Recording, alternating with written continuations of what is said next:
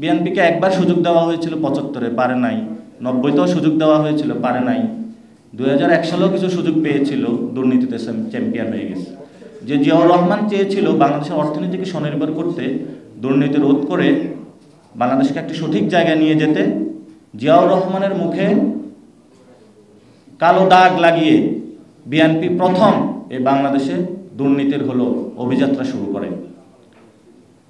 শেখ মুজিবের পাশে ছিল সব চোর, কম্বল চোর, আর এই খালেদা জিয়ার পাশে ছিল সব দুর্নীতি, সরকারি অফিসের টাকা চোরের লোকেরা। তো আমরা এই পরিস্থিতির মধ্যে পড়ে এসে আইসা 24-এ 2000 লোক আবার শহীদ হইল। হওয়ার পরে আমরা সবাই একসাথে ঐক্যবদ্ধ হলাম, সংস্কার কমিশন গঠন হলো যে বাংলাদেশে আমরা সংস্কার কার্যক্রম করতে চাই। ওনারা বললো যে বাংলাদেশে সংস্কার করা যাবে না, এবং সংস্কার কার্যক্রমকে ঠেকিয়ে দেওয়ার জন্য ওনাদের সবচেয়ে যে বিষয় সংবিধান জানে, যিনি সবচেয়ে বেশি সংস্কার চান মনে প্রাণে, তাকে পাঠাইল সংস্কার বিরোধী কার্যক্রম করার জন্য সংস্কার কমিশনে। এটা ইতিহাসের বাংলাদেশের মানুষের খুব দুঃখজনক ঘটনা যে মানুষ এই ধরনের একটি পরিস্থিতির মধ্য দিয়ে আবার পড়ল। এখন যখন সংস্কার বাস্তবায়নের পদ্ধতিতে আমরা মধ্যে সবাই ঐক্য জোটে আসা শুরু করলাম, তখন আবারই ওনারা মাঠে মনোনয়ন ফর্ম বিক্রি করা শুরু করলো। জায়গায় জায়গায় হরতাল, জায়গায় জায়গায় রোড ব্লকেট, এই জনের বাড়ি ভাঙচুর করতেছে, ওই জনের বাড়ি ভাঙচুর করতেছে। তো এইসব সন্ত্রাসী কার্যক্রম, গডফাদারগিরি, এগুলো তো আমরা আগেই বলে আসছি। এগুলো যদি বন্ধ না করতে পারি, বাংলাদেশে আসলে সুষ্ঠু গণতান্ত্রিক প্রক্রিয়ায় আমরা যেতে পারবো না। এখন জিয়াউর রহমানকে বলা হয় বহুদলীয় গণতন্ত্রের প্রবক্তা, কিন্তু বিএনপি যেটা করতে চাচ্ছে সেটা তো একদলীয় গণতন্ত্র বাংলাদেশে তারা কায়েম করতে চাচ্ছে। গণতন্ত্রের কথা বলছে, কিন্তু এটা শুধু জিয়া ফ্যামিলির গণতন্ত্র। আমরা তো এমন গণতন্ত্র বাংলাদেশে চাই না। আর এই একদলীয় গণতন্ত্রের বাহিরে ধানের বিরোধী যে পলিটিক্স করবে, বা ওনার আসন বিক্রি করবে, যে কিনতে না চাইবে তাকে শুট করা হবে। তো এই ধরনের পরিস্থিতি আসলে আমরা বাংলাদেশে চলতে দিতে পারি না এবং চাই না। সো আমরা আসলে বিএনপির এই জায়গাগুলোতে ক্রিটিক করে থাকি। এটা একটা ন্যাশনালিস্ট ফোর্স, তাদের সামনে অনেক সুযোগ এসেছিল, তারা সুযোগ কাজে লাগাইতে পারেনি। এখন আমাদের সামনে সুযোগ এসেছে, আমরা কাজে লাগাইতে চাই। বিএনপি ব্যাপারে একটাই কথা বলবো, যে কিছু লোক আছে না, নিজের নাক কেটে অপরের যাত্রা ভঙ্গ করে। বিএনপির এই অবস্থা, নিজের ক্ষতি করে বাংলাদেশের জনগণের ক্ষতি করতে আসছে তারা। বিএনপির অবস্থা কি হবে এটা তো বলছি, যে হ্যাঁ ভোটের মধ্য দিয়ে জন্ম, আর না ভোটের মধ্য দিয়ে তাদের মৃত্যু ঘণ্টা অলরেডি বেজে গিয়েছে বাংলাদেশে। কিন্তু তাদের সামনে একটা সুযোগ আছে, এই যে কয়েকদিনের মধ্যেই, এই মাসে নাকি সামনের মাসে তারেক রহমান বাংলাদেশে আসবেন, এরকমই আমরা শুনতে পাচ্ছি। তারেক রহমান আসবেন, বেশ ভালো কথা, কিন্তু আমি ওনারা যখন 2001 থেকে 2006 পর্যন্ত ক্ষমতায় ছিলেন, চ্যানেল 1-এ একটা সাক্ষাৎকার দেখেছিলাম, যে তারেক রহমানকে বলেছিলেন যে আপনি কিভাবে বাংলাদেশটা গঠন করতে চান, ওনার আদর্শকে। উনি ওনার আদর্শ বলেছিলেন মাহাথির মোহাম্মদ, এবং বলেছিলেন আমি ইকোনমিক ডেভেলপমেন্টের জায়গায় কাজ করতে চাই। এটা অন রেকর্ডে উনি বলেছিলেন, এই ইন্টারভিউটা এখনো ইউটিউবে পাবেন আপনারা।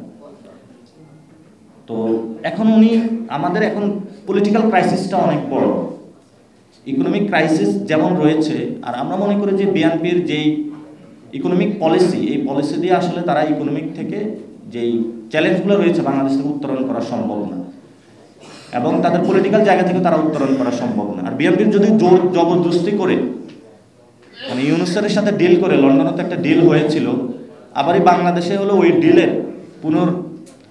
নতুনভাবে আবারই সেই ডিলকার চুক্তি নবায়ন করে যদি তারা ক্ষমতায় যায়, বাংলাদেশে তাদের এনসিপির হাতে তাদের পতন হবে আবার। সো এটা খুবই দুঃখজনক, একটি দলের হাতে বা একই জনগণের শেখ হাসিনারও পতন হয়েছে, আওয়ামী লীগের, বিএনপিরও পতন হবে। কিন্তু তখন একটি সুযোগ থাকে যে জামায়াত ইসলামী ক্ষমতা নিবে কিনা, এটা বড় একটা কনসার্নের বিষয় বাংলাদেশে। তা আমরা সেখানে বলি, বাংলাদেশের সংখ্যাগরিষ্ঠ যে 90% মুসলমান আছে, আমরা তাদের কাছে ক্ষমতাটা দিতে চাই। এই রেসপন্সিবিলিটি নিয়ে এখানে যারা আমাদের হিন্দু ভাইরা রয়েছে তাদেরকে আমরা শান্তিতে থাকতে দিব। অর্থাৎ আমি যদি খাইতে না পারি, আমি যদি পড়তে না পারি, আমার আগে রেসপন্সিবিলিটি থাকবে অন্যান্য যে ধর্মাবলম্বী ভাইরা আছে তাদের আমরা সহযোগিতা করা, তাদের আগে নিরাপত্তা নিশ্চিত করা, নারীদের নিরাপত্তা নিশ্চিত করা, আলেমদের নিরাপত্তা নিশ্চিত করা। এই জায়গাগুলোতে আমরা কাজ করে যাচ্ছি। সো আমরা সকল দলের কাছে আহ্বান রাখবো, একটি সুযোগ এসেছে, এই সুযোগটা আমাদের কাজে লাগাতে হবে। এবং ৭৫-এর সময় যেমন জিয়াউর রহমান ভুল করেছিলেন, রাজনৈতিকভাবে বাংলাদেশটাকে পুনর্গঠনের সুযোগ পেয়েও ইনস্টিটিউশনগুলো দাঁড় করানোর সুযোগ পান নাই। আর জামায়াত তো ৭১ সালেও আরও বড় ভুল করে বসে আছে। ২৪-এর পরে আমি জামায়াতের অনেকে বলেছিলাম যে দলের নামটা চেঞ্জ করে ফেলেন, কারণ আপনার দলের নাম দিয়েছেন ইসলাম, ইসলামিক নাম দিয়ে এটার গায়ে যে কাদা লাগিয়েছেন, এই কাদা পরিষ্কার করার মতো না, পুরাটাই কালো হয়ে গিয়েছে। এটার ঘষে মাঝে পরিষ্কার করা সম্ভব না। এই জন্য ওনাদেরকে আমরা আগেও বলেছিলাম দলের নামটা পরিবর্তন। এখন তারা বলবেন যে গণতান্ত্রিক পদ্ধতিতে আপনি কি আমার দলের নাম পরিবর্তন বলতে পারেন কিনা। আমি বললাম গণতান্ত্রিক যাত্রায় আপনি কি আমার ইসলাম নিয়ে আপনি শুধু একটা দল বানায় রাজনীতি করতে পারেন কিনা, আমি তাদেরকে প্রশ্ন রাখবো। সেজন্য আমরা জামায়াত ইসলামী বিএনপিকে এখনো বলবো, একটা সুযোগ এসেছে, সুযোগটা আমাদের কাজে লাগাতে হবে। এবং আজকে আপনারা যারা উপস্থিত ছিলেন সবাইকে ধন্যবাদ। তবে আমাদের সব থেকে একটা কোশ্চেন, বার্নিং একটা কোশ্চেন আসছে যে আমরা কার সাথে জোটে যাব। আমরা যারা সংস্কার বাস্তবায়নের পক্ষে থাকবে তাদের সাথে জোটে যাব। সংস্কার বাস্তবায়নের পথে যারা বাধা হবে, এই জোট মিলে তাদেরকেও আমরা বাংলাদেশের জনগণের সামনে ভোট প্রক্রিয়াতে তাদেরকে পরাজিত করবো ইনশাআল্লাহ। এই জন্য হলো জুলাই সনদ বাস্তবায়নের পথে যদি বিএনপি এগিয়ে আসে, আমরা এই কন্ডিশনে তাদেরকে কিছুটা সুযোগ দিতে রাজি আছি। পুরো সুযোগ দিতে রাজি না, কারণ তাদের অর্থনৈতিক যে ব্যবস্থা থেকে চাঁদাবাজি, মাস্তানি এত বেশি করছে তারা বাংলাদেশে, এগুলা ক্ষমার অযোগ্য, এগুলার বিচারের সম্মুখীন হতে হবে। আর ২০০১ থেকে ৬-এর পরে তারা যে দুর্নীতি করেছিল, সেনা শাসন আসার পরে শেখ হাসিনা এত আকাম করেছিল যে বিএনপির আকামগুলো ঢাকা পড়ে গিয়েছিল। আমরা যদি সরকার গঠন করি ২০০১ থেকে ৬ পর্যন্ত যে দুর্নীতি করেছিল তারা সেগুলোরও বিচার করব আমরা। বাংলাদেশে কেউ অপরাধ করে ছাড় পাবে এই মন মানসিকতায় আমরা নাই, তাদের অবশ্যই আমরা বিচারের কাঠগড়ায় দাঁড় করাবো। ইতিমধ্যেই তারা কিছু পানিশমেন্টের শিকার হয়েছেন, খুব নগ্নভাবে তাদের উপরে হামলা হয়েছিল। আপনারা দেখেছিলেন যে রাষ্ট্রীয় গোয়েন্দা সংস্থা তারেক জিয়াকে নিয়ে বেধড়ক পিটিয়েছিল। কিন্তু সেই রাষ্ট্রীয় সংস্থার আমরা যখন সংস্কার চাচ্ছি, ওনারা এটাতে বাধা দিচ্ছে। তাহলে তো আপনি আবার আসলে আবার এই ধরনের মাইর খাবেন। তো আপনার নিজেকে মাইর থেকে হেফাজতের জন্য আপনার সংস্কারের পক্ষে কথা বলতে হবে। গণ অভ্যুত্থানের পরে আমার একটা মিটিং ছিল ওনার সাথে। তো আমি বলেছিলাম যে আমাদের সামনে যে সুযোগ এসেছে এই সুযোগটা কাজে লাগাতে হবে। উনি চুপ করেছিলেন। আমি বলছি আপনি দ্রুত উদ্যোগ নেন, আমরা আপনার কল্যাণকামী, আমরা আপনার বিরোধী নই। আর যদি আমাদেরকে আপনারা জেলে ভরতে চান, হত্যা করতে চান, এই স্ট্র্যাটেজি দিয়ে আপনাদের বেশি কাজ হবে না। আপনাকে বাংলাদেশে আপনি যদি জয়ী হতে চান, অস্ত্র দিয়ে আপনি জয়ী হতে পারবেন না, কাউকে হত্যা করে জয়ী হতে পারবেন না, জেলে ভরে জয়ী হতে পারবেন না, মামলা দিয়ে জয়ী হতে পারবেন না। আপনাদের মানুষকে মন জয় করার মধ্যে দিয়ে বিএনপির জয় নিয়ে, এছাড়া বিএনপির সামনে আর কোনো জয় নাই। এই জন্য আমরা সকলকে বলবো, বাংলাদেশের যারা জনগণ রয়েছে আপনারা দেখছেন, আমরা নতুন বাংলাদেশ গঠন করতে চাই। এই নতুন বাংলাদেশে আমরা আপনাদের সঙ্গী হতে চাই। আমাদের সামনে আমাদেরকে ক্যারেক্টার অ্যাসাসিনেট করে অনেকরে অভিযোগ দেওয়ার চেষ্টা করা হয়েছিল যে আমরা নাকি দুর্নীতি করি। দুর্নীতিতে যারা চ্যাম্পিয়ন, গণ অভ্যুত্থানের পর আমি বলেছিলাম এক লোকে যে চাঁদাবাজি আর দুর্নীতি করেছে তারা দিয়েই তো গণভোট হওয়া সম্ভব। এত ধরনের তারা বাংলাদেশের মানুষের উপর অত্যাচার করেছে। আমরা এই পর্যন্ত কোনো দুর্নীতির সাথে যাইনি, আমরা কোনো সন্ত্রাসের সাথে যাইনি, আমরা চাঁদাবাজের সাথে যাইনি।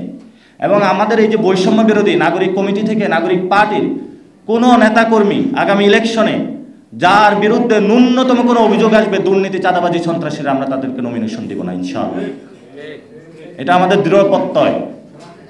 এবং কোনো গুন্ডাবাজি, সন্ত্রাসী বাংলাদেশে আমরা চলতে দিব না। আপনারা যারা সমাজের একজন মসজিদের ইমাম রয়েছেন, উনি অনেক ভালো রাজনীতি বুঝেন, কিন্তু তাকে সুযোগ দেওয়া হচ্ছে না, টাকার কাছে বিক্রি হয়ে যাচ্ছে, আমরা তাদেরকে নমিনেশন দিব।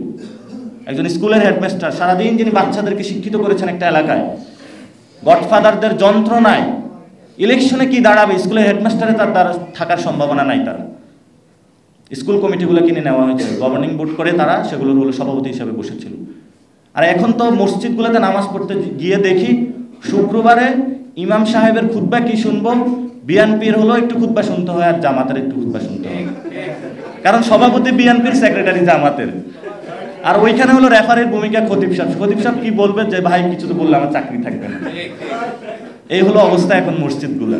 আমি গণ অভ্যুত্থানের পরে ওই যে একটা মন্দিরে গিয়েছিলাম, মন্দিরে গেলাম যে হিন্দু ভাইদের সাথে একটু কথাটা বলবো, তাদের দুঃখ কথাগুলো শুনবো। মন্দিরে গিয়ে দেখি যে একটা দলের বড় বড় স্পিচ চলতেছে বড় বড় বোর্ডের মধ্যে। তা আমি বললাম আমি কি মন্দিরে এসেছি না কোনো দলীয় কার্যালয়ে এসেছি, আমি পার্থক্য করতে পারতেছিলাম না। তো এটা মসজিদও হচ্ছে, আবার এটা এখন তো মসজিদে গোপন বৈঠকও শুরু হয়েছে। আপনারা মানে উনি রাজনীতি করবে, মসজিদে যায় ইসলামের কথা না বললে ভাই দাঁড়িপাল্লাতে ভোট দেন। তো এটা আপনি বাইরে এসে বলেন, বাজারে এসে বলেন, মানুষের ঘরে গিয়ে বলেন, মসজিদে আপনি বলতে পারেন আমরা একটা শান্তির সমাজ চাই। এখান থেকে মসজিদে গিয়ে আপনি দাঁড়িপাল্লা, ধানের এই ধরনের কাজগুলো করে আমাদের ধর্মীয় প্রতিষ্ঠানগুলোকে নষ্ট করা হয়। ধর্মীয় প্রতিষ্ঠানগুলো অনেক আগে নষ্ট করা হয়েছে, আরও নষ্টের পথে যাচ্ছে। আর আমি এই যে আমাদের ইসলামিক অঙ্গনে অনেক ভাইদেরকে বলবো যে 2-1টা সিটের কাছে তারা তাদের টুপি বিক্রি করে দিচ্ছে। তো ওই যে বলা হয়েছিল যে শির দেহিগা আমামা নাহি দেগা, যে মাথা দিব কিন্তু পাগড়ি বিক্রি করব না, এরকমই তো আমরা শুনেছিলাম, এগুলো থেকে অনুপ্রাণিত হয়েছিলাম। তো এখন তো তারা একটা আসনের কাছে তাদের মানে শির তো দূরের কথা, পাগড়ি, টুপি, পাঞ্জাবি সব কিছুই তারা বিক্রি করে দিতেছে। জন্য তাদের কাছে আহ্বান জানাবো যে সামান্য একটা সিটের কাছে, সামান্য কয়েকটা টাকার কাছে আপনারা নিজেদের পাগড়ি, টুপি, পাঞ্জাবি এগুলো কেউ বিক্রি করবেন না। এগুলো অনেক পবিত্র সম্পদ।